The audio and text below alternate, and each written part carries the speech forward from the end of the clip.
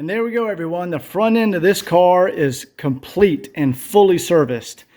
We have refinished the hubs, packed in new bearings, new seals, refinished the backing plate, new rotor, new caliper, sanded down and repainted and applied the original factory markings on the original steering knuckle, new Bilstein shock, new upper control arm, new left tie rod. The previous owner already replaced the ball joints.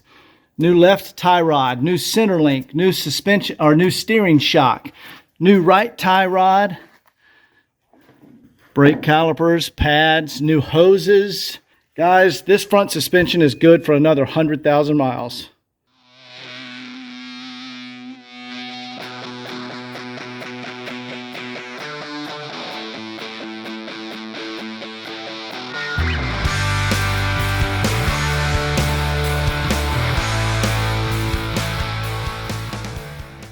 Guys, all the cars that you see in these videos are for sale on my website, www.woodsandbarclay.com. Enjoy the video. All right, guys, today we're putting the 1979 300 SD, the W116 chassis, up on the lift to do our complete inspection and see what needs to be done to this vehicle. So the first thing I'm doing is just inspecting the bumpers. They all look good, but on this one, there we go. I see a dent right there, and I was around the back of the car, and right there I see there's like a little indentation there, and right there. So fortunately, I have some perfect condition 1979 300 SD bumpers that do not have dents. You can see there's the front and there's the rear. So I want to swap out the bumpers with these original old stock Mercedes bumpers because those do not have little dings on them. And that just would drive me crazy. A nice car like this having this little ding right here. So we're going to replace that bumper. So let's go ahead and get it up on the lift and do an inspection of the undercarriage. So while I have it right here at eye level, I'm inspecting the rocker panel, and you can see there is no rust. These are in excellent condition. Let's go look at this one up here.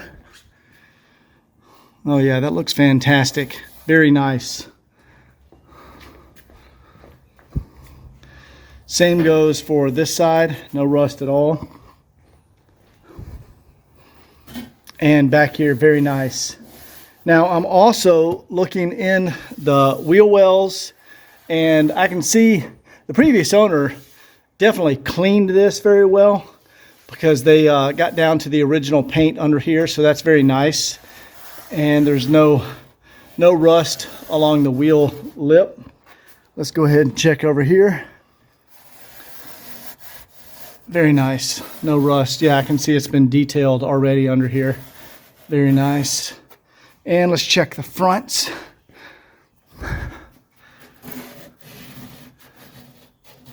Okay, perfect. There's no rust at all. Excellent condition.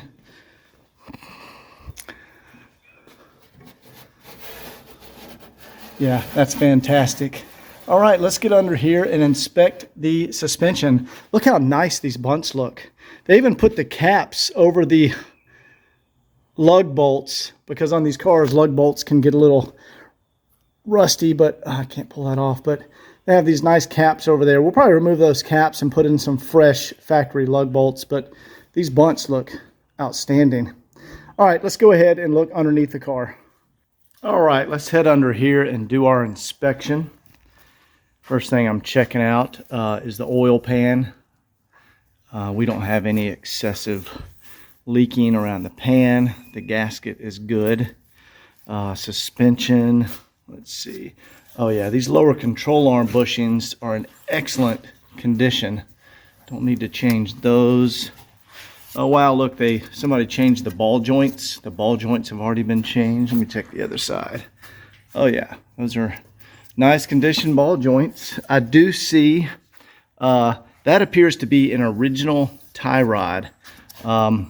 Yeah, see the boot is ripped there. I want to change that tie rod. This center link or drag link and this steering shock, those are also original. I want to change those. So I want to change tie rod, center link, steering shock, and we're going to change this old original tie rod too. These brakes, those appear to be the original brakes. So I want to change these brakes, put some brand new ATEs on here. That brake hose, that's an original brake hose. So I want to change the brake hose. And yeah, that rotor, that appears, it could be an original rotor. See, it's got some grooving on it. I'm sure it was changed at one point, but we do have a little bit of a lip and some grooving. Yeah, so I'm going to change some stuff up here on the front. Brake rotors, brake calipers, brake hoses, tie rod, center link, and steering shock. The ball joints are good. Definitely don't need to change those. Lower control arm bushings are good. All right, guys, I'm just inspecting these upper control arms, and I can see right there that bushing is about to give up. See the little gap? So I want to replace these upper control arms. And this is the original shock. So I'm also going to replace the shocks on all four corners along with the front upper control arms. Guys, this is a huge bonus. Check this out. This is a brand new OEM Mercedes original exhaust. Still has the sticker on it. Yeah. Check that out. And I also noticed there is a brand new stainless steel downpipe. Check that out. That's awesome. Wow, we have a brand new original 116 exhaust on here. Guys, that's fantastic. New muffler. And that's all original Mercedes parts. That is great. So on the rear, same situation back here. I want to get these old crusty rear rotors off of here. Those are the original calipers. I want to change those. Yeah, that's got an original, that's an original brake line. Still hanging in there. I want to change that. The boots are outstanding on the rear axles. Yeah, don't need to remove those and reboot them. Those are good.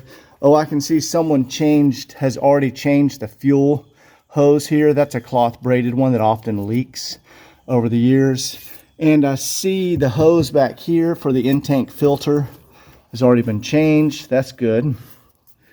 Yeah, we're going to get this original brake line off of here. Change that caliper. And yep, change that rotor.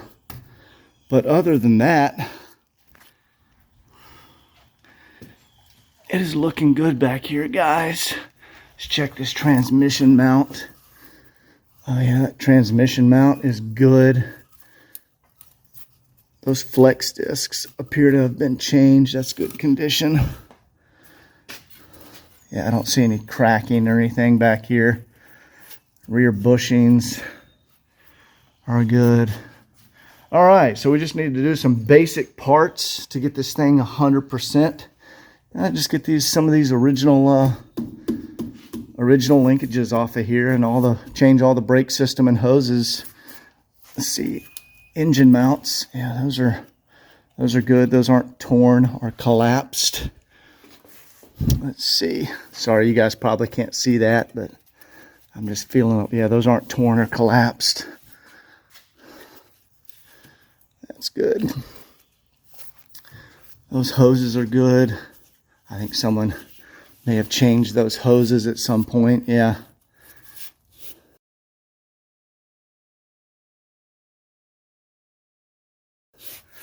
No leaking from the lower oil cooler line. That's great. So guys, that's fantastic. It's excellent condition under here. Just need to change some minor suspension components in the steering linkage. And the brakes are working. I'm just going to go ahead and redo all the brakes though, because that looks like original stuff on there. That brand new original Mercedes exhaust is awesome. That's a plus. So not much we need to do here. Let's go ahead and get these parts ordered and get started. All right, guys, it's the next day, and Atlanta has such great support for classic Mercedes. I literally ordered every single part last night and picked it up at lunch today at the warehouse. Let me show you what I got here. It's like Christmas morning over here. All right, we have... let's see, there's our kits, wheel bearings and seals and center caps. There's our steering damper, steering shock. This is all OE original equipment or genuine Mercedes, either one. There's the ATE front pads, rear pads, tie rods, Limforder, Centerlink. Limforder is an OEM manufacturer. We have the upper left and right control arms. Let's see, I have one caliper that has to ship in. So that's I think that's the right front caliper. And guys, these are not cheap. These are ATE original equipment calipers, brand new. This stuff is not cheap. Front brake hoses. There's rear calipers, rear ATE discs, front discs. Oh, here's the transmission. Flexible cooling lines, and there are the rear brake lines. So I'm gonna, over about a 2-day period, tear all this apart and put all these new parts in here, and this is gonna be an awesome 116 chassis 300 SD. So let's get started.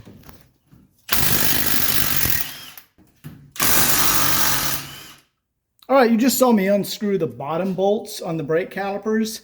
Now I'm going to detach this tie rod so I can swing the caliper out. This will disconnect it from the steering, and I can get access to that top bolt. And this will go flying. There we go. Easy as that. But the end of the tie rod is a tapered fit. So once it's pressed up into the hole, it gets real tight, and it helps to have a separator. But now that that's out of the way, I can turn that out of the way and get access to the caliper bolt. And I don't need to undo the control arm because we can see these ball joints are new. Looks like the previous owner already replaced those. Takes it right off. Those battery powered ones aren't that strong. All right, that caliper's loose. And now let's go ahead and we're just gonna go down the line, and I'm gonna undo the rest of this old crusty suspension. All right, guys, this one here, this is the pitman arm that connects to the steering box, and the center link goes across to the idler arm. So right now I'm disconnecting the center link from the pitman arm. And back in the day, they used castle nuts, and I'm sure most of you guys know what that is, but a castle nut is, in fact, a nut that looks like a castle, and there's a hole in the bolt. So when you screw down the castle nut, it allows you to put a cotter pin through the hole and then through part of the castle nut, and it makes it where it cannot come undone. Now they use nylock nuts. There we go. See how it just popped right out of there? All right, here is our steering shock. This helps dampen any steering vibrations. We're going to go ahead and get that out of here. Now there's a 17 millimeter on the top. Here we go. We just take that nut and bolt out. And that just slides out the top like that. And we can knock that shock out. Now I'll put the nut back in there because we're going to reuse that nut and bolt to attach the new steering shock. All right, guys, what we just accomplished, we have the center link, there we go, the steering shock, the right tie rod, and the left tie rod. Now let's go ahead and get the calipers, rotors, bearings, and hats off the car. All right, we'll start on the driver's side. We just want to get the dust cap off. And if you just give it a couple of taps, One more will get it. All right, now we get to inspect the bearing and spindle. All right, so first we take out, this is like a little radio interference pin that they would put in the ends of them. That one's in there pretty good. We do have replacements. There we go. And we need our 5mm Allen. All right, this is the lock nut for the spindle nut. We need to undo that. There we go. And then we can take off our spindle nut. Now these spindle nuts are what hold the wheel on the car, and they're rounded. They're designed where you can't put an impact on them because they're only supposed to be hand tight, so it gives the bearing plenty of movement so it can do its job. You don't want to crush the bearing in there. So when we take that off, there you can see there's our outer bearing right there. Well, now we need to take the caliper off. We can pull off the hub from the spindle and get this rotor off. Then we can pack all our new bearings, new hub, or freshen up the hub, put on new rotor and new calipers, and all that will be new. All right, let's go ahead, get this old caliper off of there.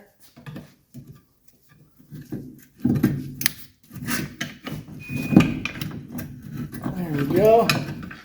And now I want to make sure this rotor does not fall off on us. So I'm going to hold that with my other hand.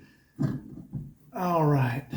So we can just balance our caliper right there. Now the rotor is loose. There we go. We can take that off. And we see that crusty old backing plate. So we want to refinish that, clean it up in the parts washer.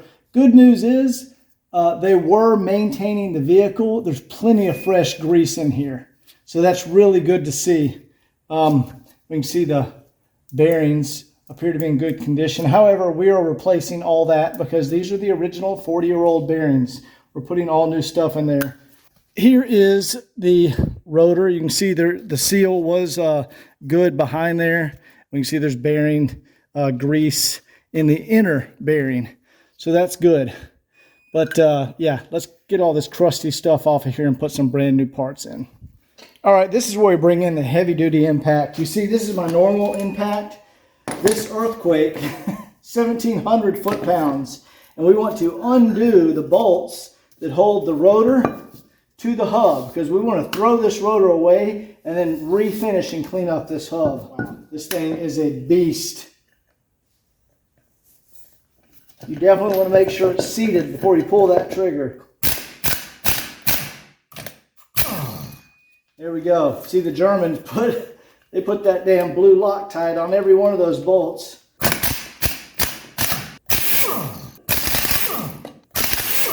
Now, once we have all those bolts out, I can see how there's excessive Loctite on there? That's a sign that a previous mechanic has actually changed the rotors before. So that's good. They were maintaining the vehicle. Now, let's get these separated.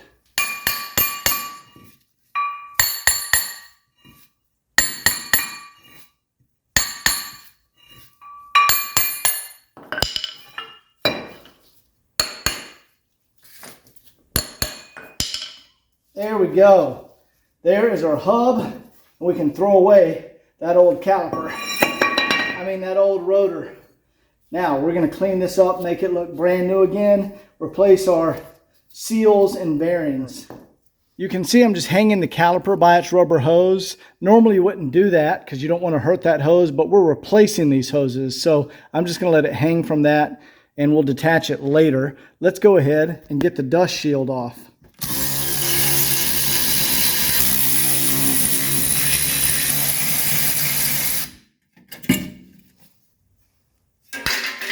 Yeah, this is tons of grease on here. So we'll clean all that up. I want to sand this a little bit and then repaint it the original factory black.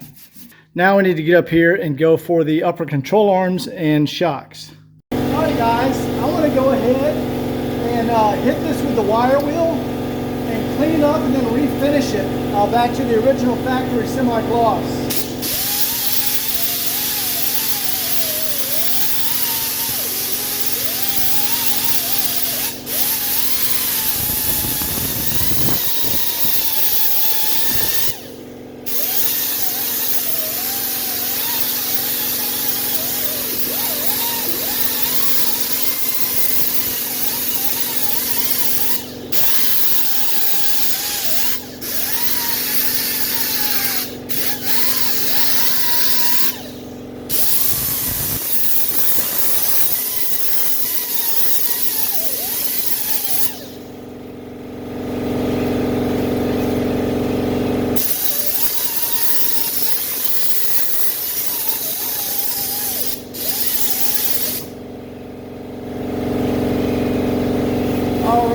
That's super smooth.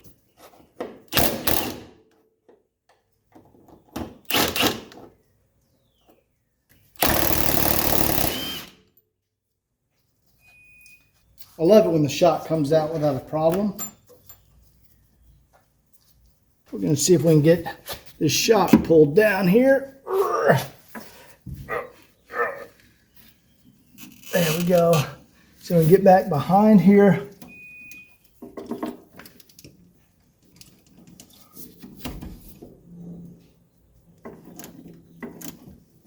There we go. Got to get a 12-point 10mm socket back there behind it. These shocks were still good even after all these years.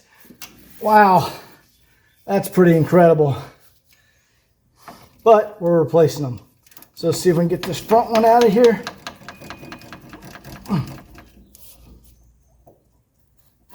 There we go. And then we get to clean everything up and repaint anything that's needed. There we go. All right, we'll clean that up real good and get our new shock in there. I'm just cleaning off the mounting surface for the new shock.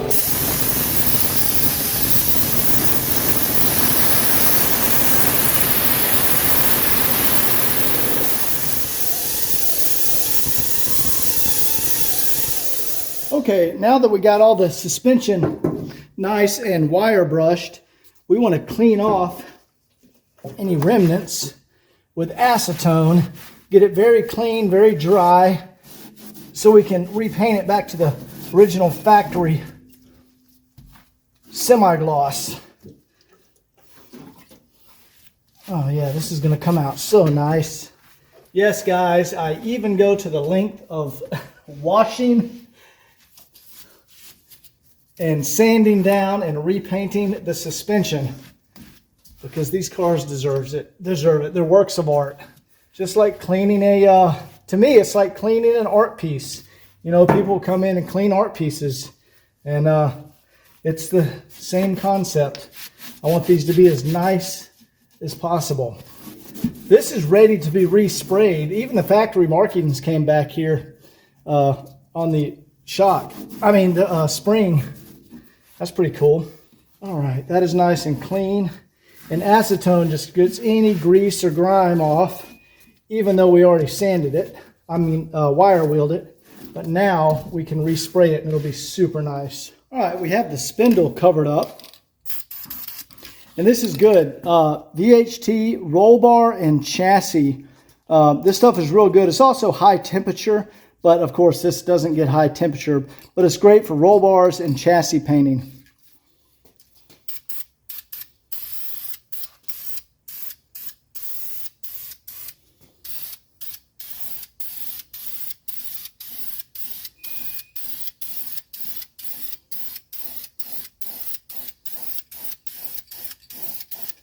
All right. We're going to just do one coat now. And then we're going to come back with a second coat. And that'll protect it from years to come. So let's let that dry and come back with our second coat. All right, guys, we finished sanding down and refinishing the suspension. It's painted in the correct semi-gloss paint that they used from the factory.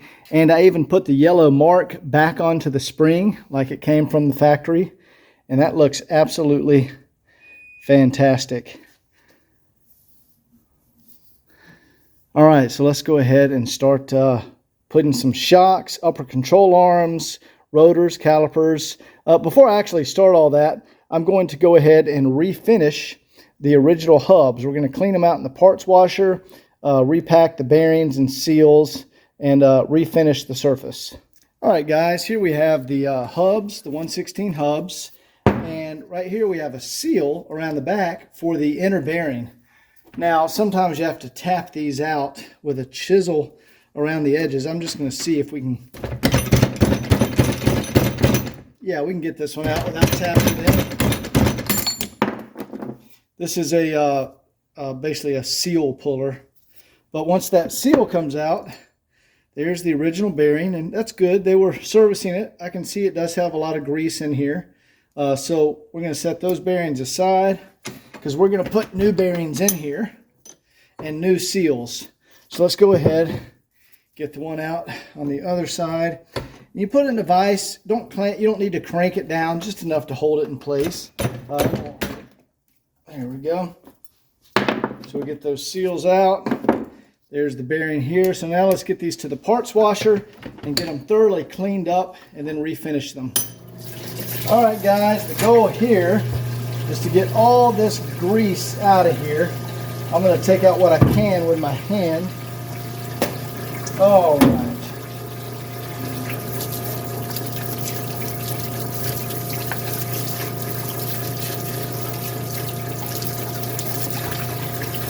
Yeah, I know. I need to put a new hose there. It's leaking like crazy. Maybe I'll do that tonight. Now I'm going to just take the Scotch-Brite pad and smooth down the surface.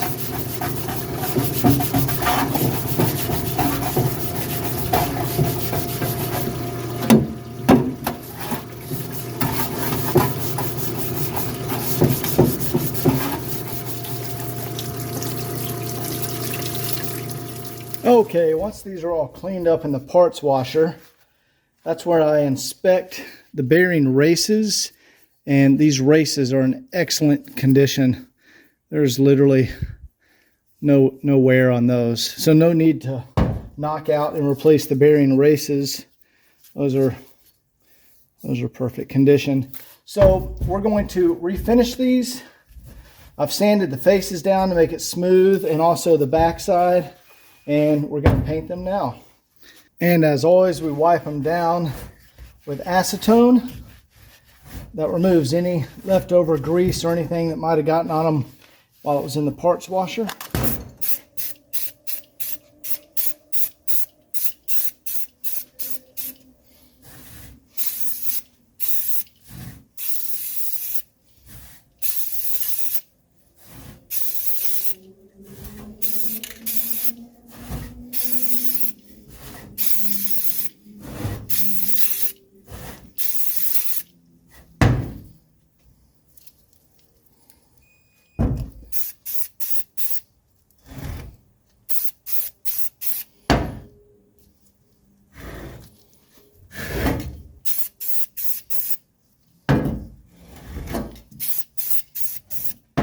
Now we will let these dry.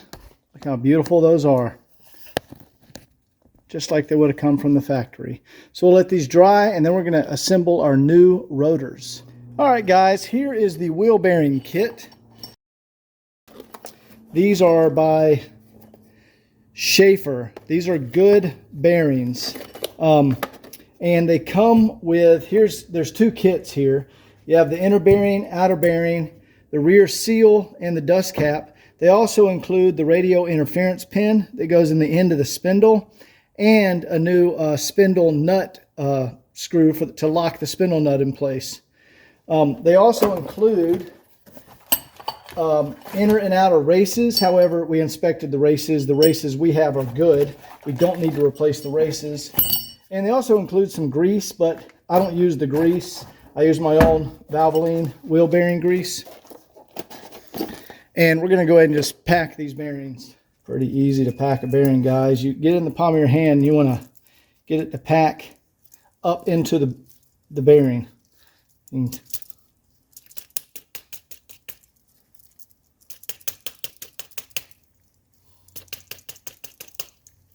we'll flip it over.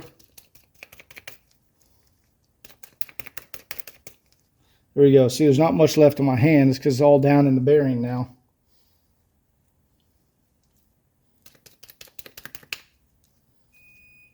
We have all our bearings packed. Now the next step we want to do, this is one of the more caveman type car restoration operations. We want to put that's our inner bearing. We want to drop it in there. And, first, we want to put some grease in the hub. Mercedes says to put some down in the hub. We'll go ahead and do that on both of them. There we go. Now we want to drop our inner bearing down in the hub. It can only go in one way, guys. Drop both of them in there. There we go. They can only go in one way. You can't get that backwards. So to put in the seal, I'm going to get it started. Try to get it straight. And then we just take a 2x4.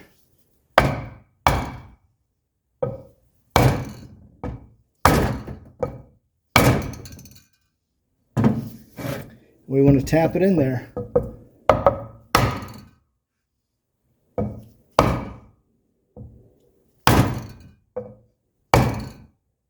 You just want to get it straight.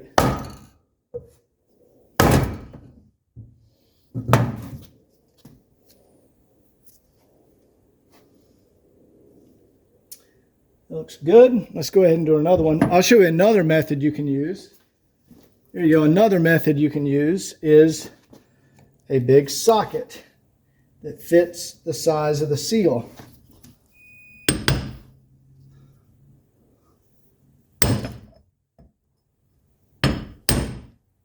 And there we go, guys. Those seals are installed. The next step in the process is installing the new rotors onto our freshly refinished hubs.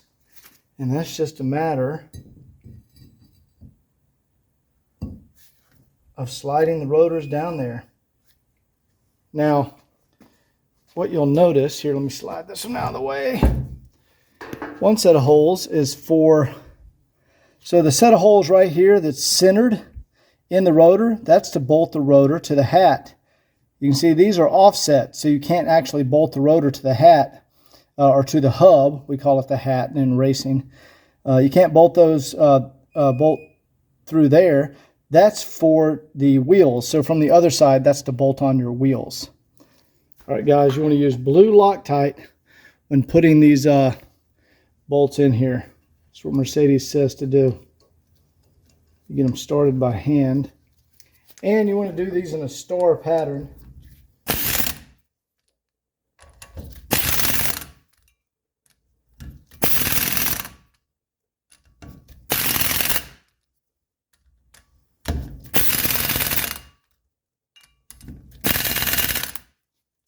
And there we go, guys.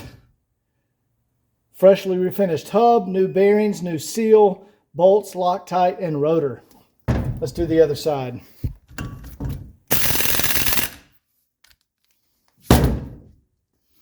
All right, guys, done. And what we want to do with our tie rods here is get our new tie rods, and we want to make them roughly the same length. That way we can drive it to the alignment shop. Hey, Thomas.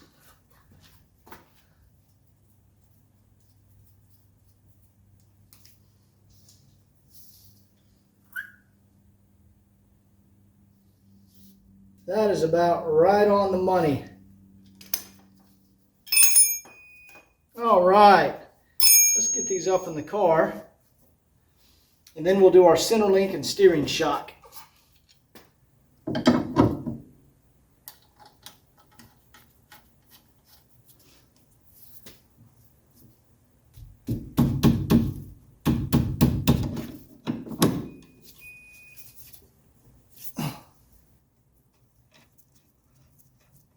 All right, we'll loosely put it there. We'll torque things down later.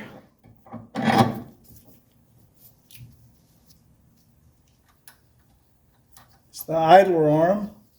It's very stiff. The bushing is in excellent condition.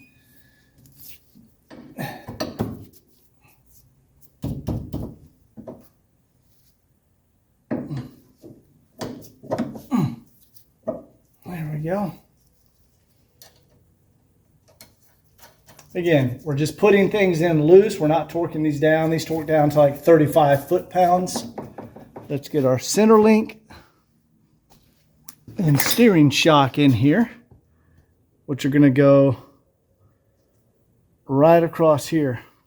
All right, here's our center link. We'll go ahead and just put one side in here. Come on.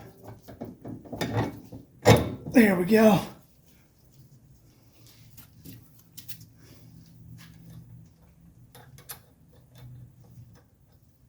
Now we want to get our steering shock in there.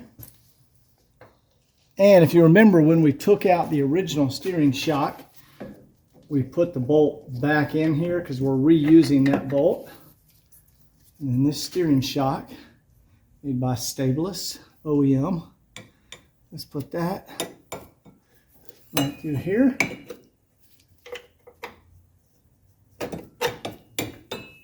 And again, we'll torque that down later.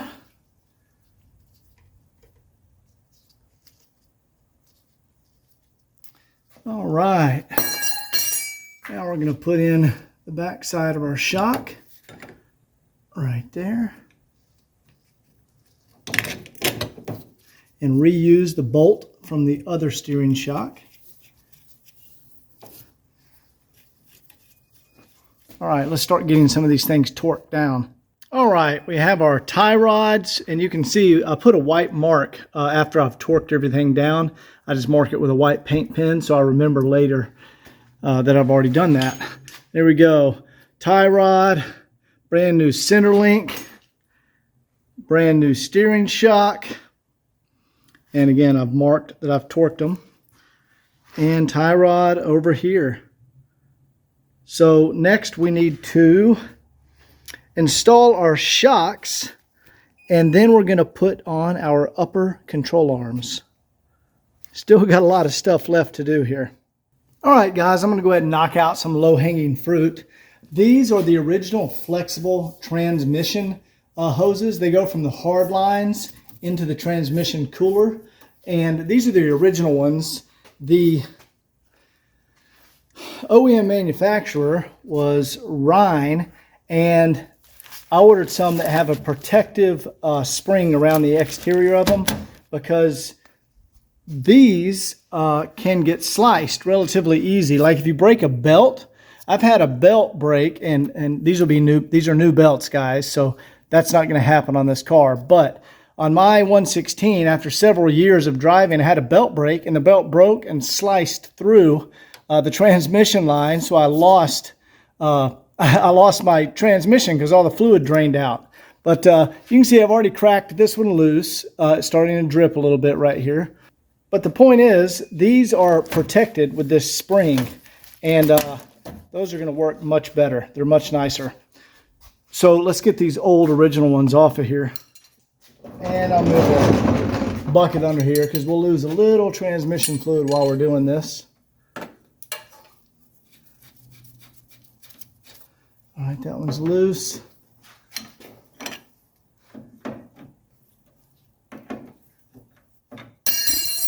There you go, see it starting to drip there. There we go. Get that line off of there, and we'll put this nice new line on here. These are the same on the 123s, guys.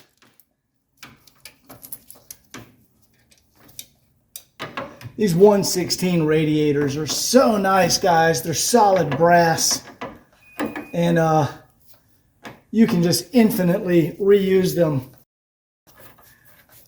They're infinitely repairable and rebuildable and cleanable. It's just really, the 116 is just such better quality car than the 123 and 126. I think these are the last true classic Mercedes. Let's get our other one on there. And these are flexible, guys, because the engine vibrates, you know, rotates and vibrates and twists, and the hard lines are connected to the engine and transmission. So you need some flexibility up here at the front. And there we go. New transmission flexible lines with the protective spring around the exterior. It's the next day, and I got the Bilstein shocks in. So let's go ahead and get these front shocks assembled and put on the car. All right, I just want to show you the correct way to assemble the shocks. What you do, you see here's the old original shocks, but the bump stop goes on first, then you put this little intermediate plate, and then you put a bushing on there, and then you put your protective cover. Now, this part mates up to the body of the car, and then the other bushing goes on the top inside the engine compartment. Let's go ahead and get this installed. All right, guys, these are pretty easy to install. We actually just want to, I got to go turn the steering wheel because I have the linkages installed. So we're going to turn our steering so we can get access to this here. Before we can install the top bushing and nut, we have a jack under the control arm, and I've lowered the car down to compress the spring a little bit, and that allows the shock to stick through enough to get the nut started. So we're going to do that on this side and the other side. And then ultimately, once the car is finally lowered onto its wheels, you need to come back up here and finish tightening these down because it'll compress even further.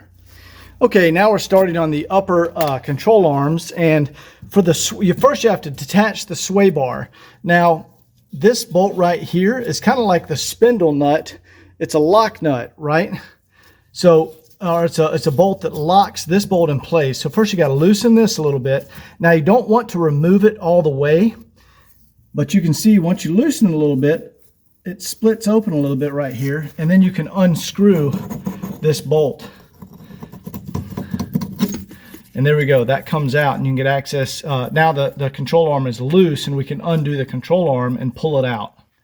So to undo the control arm, oh, and another thing you want to notice, sorry, I put a jack stand underneath here. Now the shock will actually hold the lower control arm and the spring in here. So you're safe if you have a shock in, but just for added protection, you want to add a jack stand under here because you're going to detach that upper control arm, and then that means this is no longer holding the spring tension. Like I said, if your shock is attached and in good condition, which we're good there, and you put a jack stand here just to be safe because you don't want this to fall down when you undo this nut here, and you don't want the spring to come out because that is very dangerous. All right, you can see we have our sway bar disconnected. See, the bolt is no longer there that goes through the bushing. Now I have my ball joint separator on the upper control arm, and I've removed the nut, and we're just gonna tighten that down and pop that loose. Okay, we just popped that loose. I'm just feeling the condition of that. That's still pretty tight. That ball joint up here was good, but the reason we're changing is because the bushing is starting to separate over there. That's why we're putting in some new ones. But once that's disconnected, see the spindle, the steering knuckle is no longer connected. We can come up top and push our bolt through. Okay, I'll remove the bolt up there, so this thing should slide right out. And there we go, guys. That is why we're changing it. See how this bushing has started to come apart right there, and it's kind of rotting right there. And I mean, keep in mind that probably would have lasted another 30, 40, 50,000 miles, who knows, but it's definitely time to change it. That is the original bushing. So let's get our new replacement control arm to put in there. Okay, here is our replacement control arm. You can see how nice that is, but see how the bushings are nice and tight up against the control arm? Where on this one, this bushing is all mangled up and starting to come out the side here. That's why we're changing it. So let's go ahead and put in our sway bar bushings. And on the 116, there's an actual sleeve. See that sleeve in there that goes through the bushings? So we want to take that sleeve out and transfer it over to this one. Okay, here we are finishing up day 2. Upper control arms, tie rods, center link, shock, steering shock, rotors, and shocks all removed from the vehicle. And there we go, guys. Look at that beautiful upper control arm. New shock. Painted with the correct original factory markings. And the ball joints, those were replaced by the previous owner. The bushings in here are absolutely fantastic. It's rare that I've ever seen a 116 chassis. I've actually never seen the lower control arm bushings wear out. With a 77,000 mile car, these might have, 150, 200,000 more miles on those bushings. So those are great, but this looks beautiful. Let's go look on this side. Here we go, guys. Factory original. Wipe all my fingerprints off there. Whatever. All the new parts under here.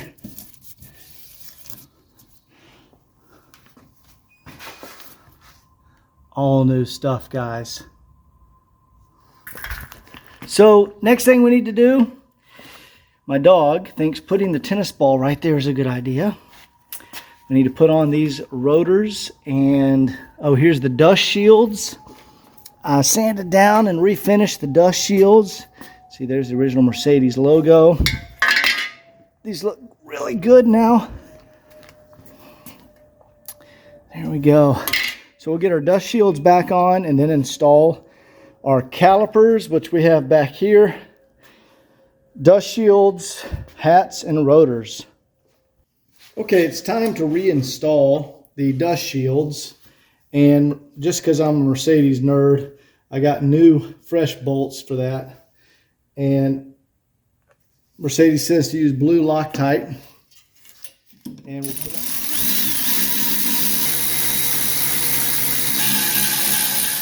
All right, guys, you can see I put a little grease on the spindle. Just a light coating of grease, and where the bearing seal rides right back here. And now we'll go ahead and put on, there we go, our rotor and our hub. And now we need to get the spindle nut that goes on the end and put the lock nut through it. And the way you know, all right, you hear that play in the bearings? You don't want that. So you get a little tighter, it's a little less.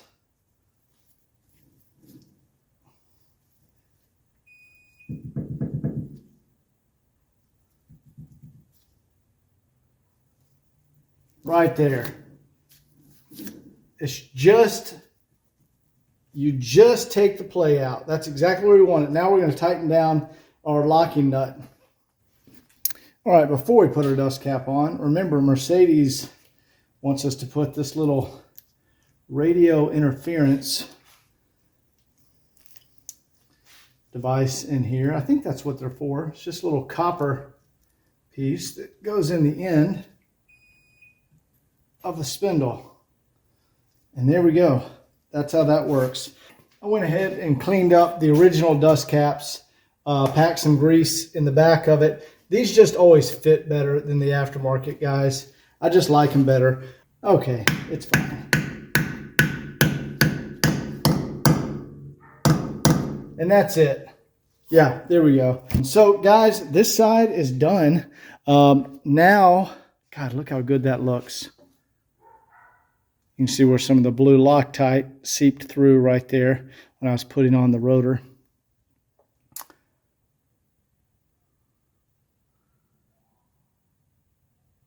Look how awesome that looks. So now we're going to remove these crusty old calipers here and get some new calipers on here.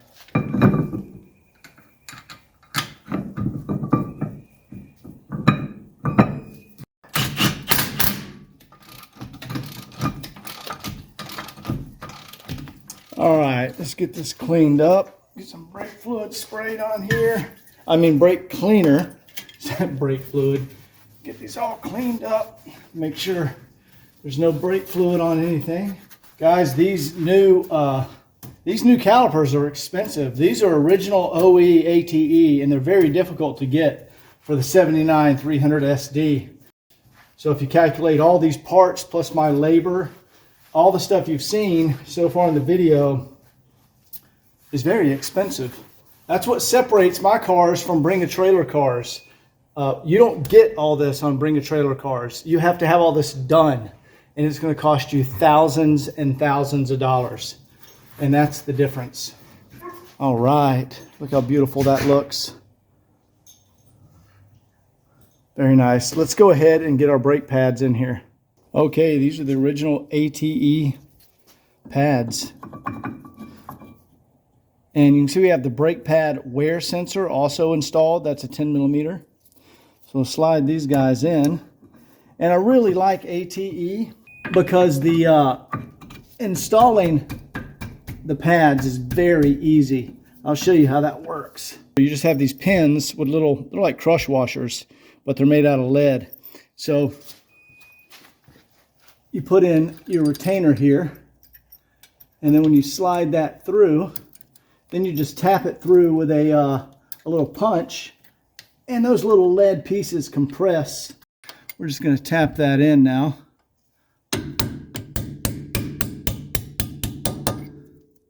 See how nice that goes in? And there you go. Those are installed. And you'll see that there are little holes that these brake pad wear sensors press into, and then they clip into the pickup right there. Let's push this one into here.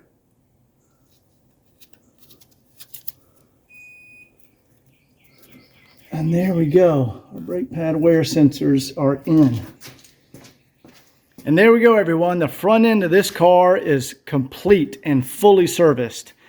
We have refinished the hubs, packed in new bearings, new seals, refinished the backing plate, new rotor, new caliper, sanded down and repainted and applied the original factory markings on the original steering knuckle, new Bilstein shock, new upper control arm, new left tie rod. The previous owner already replaced the ball joints. New left tie rod, new center link, new suspension or new steering shock, new right tie rod, brake calipers, pads, new hoses. Guys, this front suspension is good for another 100,000 miles. Beautiful.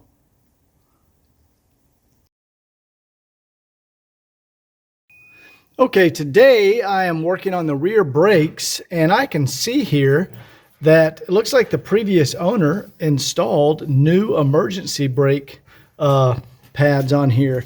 This is a new adjustment clip, and those pads are new, so that's fantastic.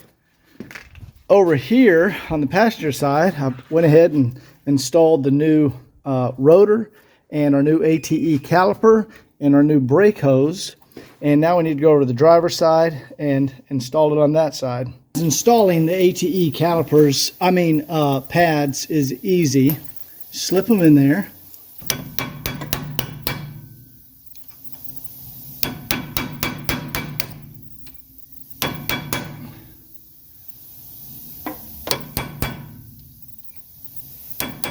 There we go. See how those are now pressed in there? And the other side of the pins come out there, and that holds our pad in. All right, to remove the shocks from a 116 300 SD, pretty much the same as a 126, you remove the bottom seat cushion, and then you remove the back seat cushion, and you can access the top of the shocks. Now, a common problem on the 116 chassis is they had the horsehair padding back here. And that horsehair padding, it's actually coconut fiber. It's not horsehair. The internet has given it the name horsehair. They stopped using horsehair decades before. But it's coconut fiber back here, I guess mixed in with some sort of glue. And see, it deteriorates and comes out. So you can see the seat is excellent condition, but we need to replace the padding. So you guys are going to see in the next video, I'm going to take this over to my upholstery shop. You guys are going to meet Jose, and Jose is going to repad the upholstery in these seats to make them brand new again. So in the meantime, let's get this seat out and get the old shocks out, and then we'll be done with all the suspension work on the vehicle. So I've already pressed the button over there, and there's a button right down here in the bottom. You just press it. I already released it there. And you can pull this seat out.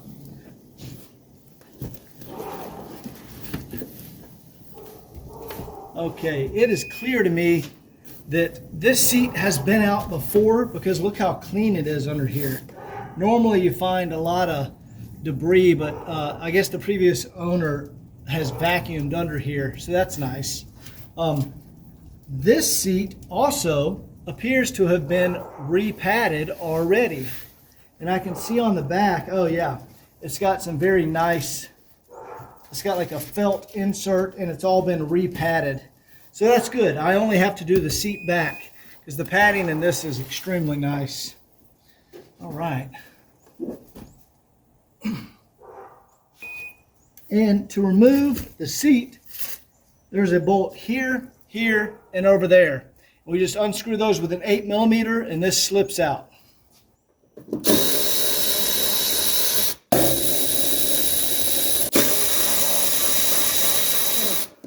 Once we have those screws out, I can pull this out, and I'm going to show you guys the horsehair. It's actually coconut fibers mixed together, I guess, with like glue and some other stuff. But I'll show you what that is, because y'all are going to see it fall down behind here. And that's what we're going to fix. All right.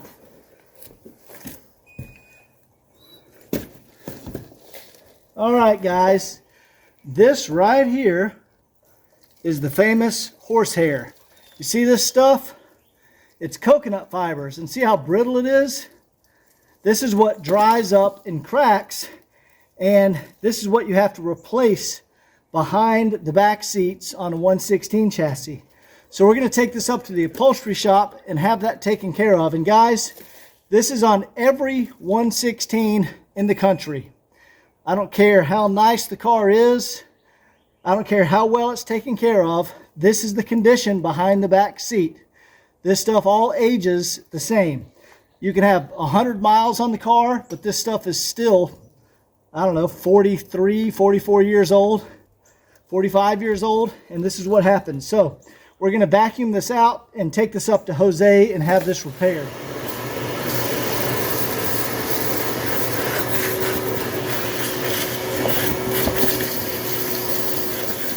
All right, to remove the rear shocks, see all this original sound insulation? You just peel this back, and that gives you access to this cover here. We're going to pop this off, and you'll see the shock tower underneath it. Guys, this is tough to record because I have to get in front of the camera, but what you need is a shaved down 17mm. So that can go on the bottom nut, and then this can go on the top nut, but the shaved down wrench is so it doesn't interfere with the socket on the top nut. There we go. We got it. Jeez. All right, let's take the old, that's the bushing cover. And that's the old bushing. We'll just take that out. Now we'll do the other side, and then we'll undo the shocks from below and pull them out. Okay, we've pulled those nasty old original shocks out of the car. Mercedes shocks are good. I bet they're still working. Let's see here. Yep. Look at that.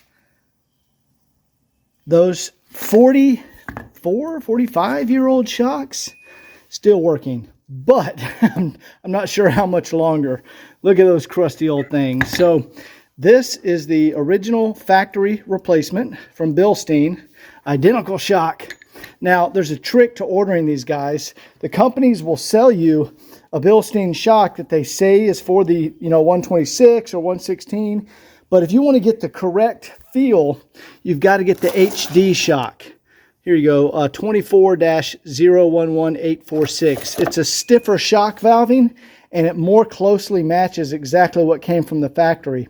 Most of these companies will sell you a shock valving that's too soft, and you'll get a lot of body roll.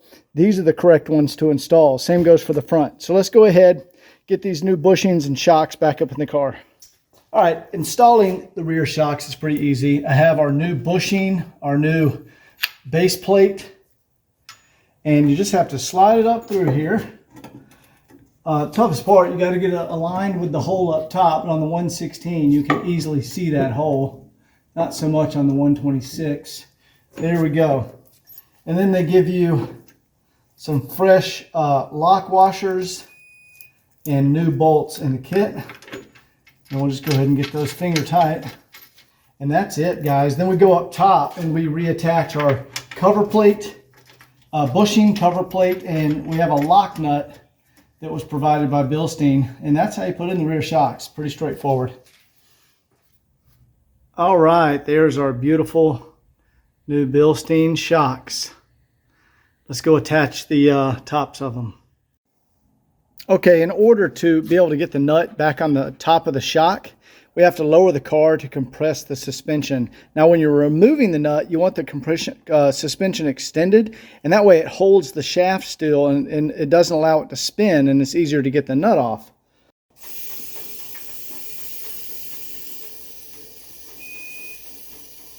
So we can get the nut back on.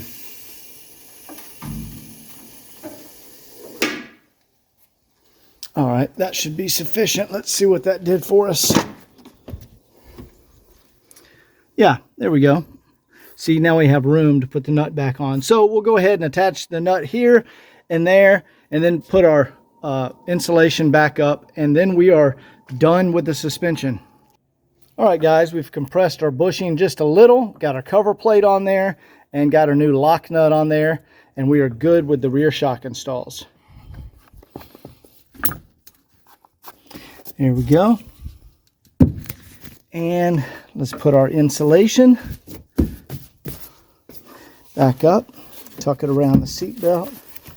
And now we're going to clean this insulation. See all the dust left over from the coconut fibers, or AKA horsehair, that was behind here?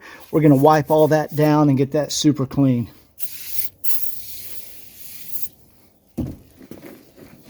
Just using Windex, guys.